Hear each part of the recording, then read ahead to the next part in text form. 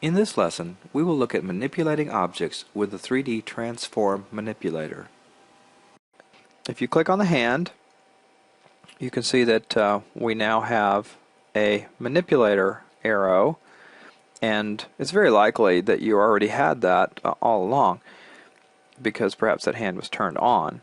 So then if you left click on an arrowhead and hold and drag, so left click, hold and drag, this is a behavior that is probably more similar to your common graphics applications.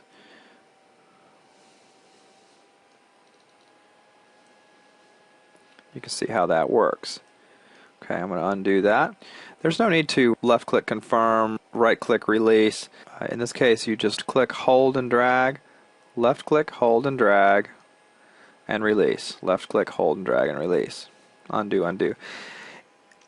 Now, the circle is a rotation manipulator, and we have the axis, the X rotation. Well, let me undo this a couple of times. Rotation along the X axis, rotation along the Z axis, and rotation along the Y axis. So undo, undo, undo, put that back the way it was. And then we have the scaling manipulators. Again, left click and drag.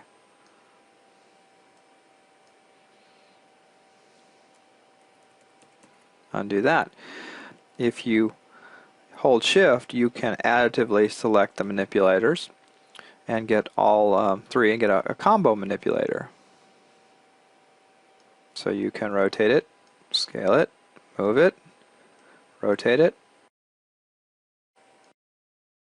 Why not use that all the time? But in a complicated scene, very often there are small objects, and these manipulators can actually get in the way of selecting things. So sometimes it's nice to isolate just the rotation or just the scale or just the translation.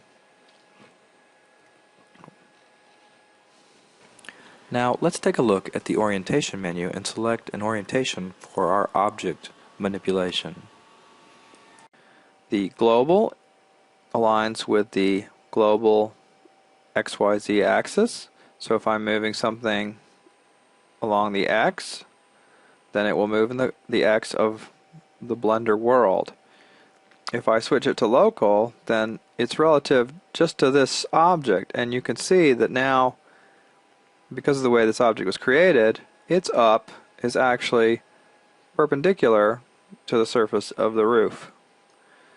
So if I wanted to move the piece of roof away this way, I could do that. Now the rotation, you won't really see a difference on the X, but we will see a difference definitely on the Z. Let me switch that back to global. In global mode, the roof will rotate with respect to Blender's global axis, and in local mode, the roof will rotate with respect to itself. Switching back to global again.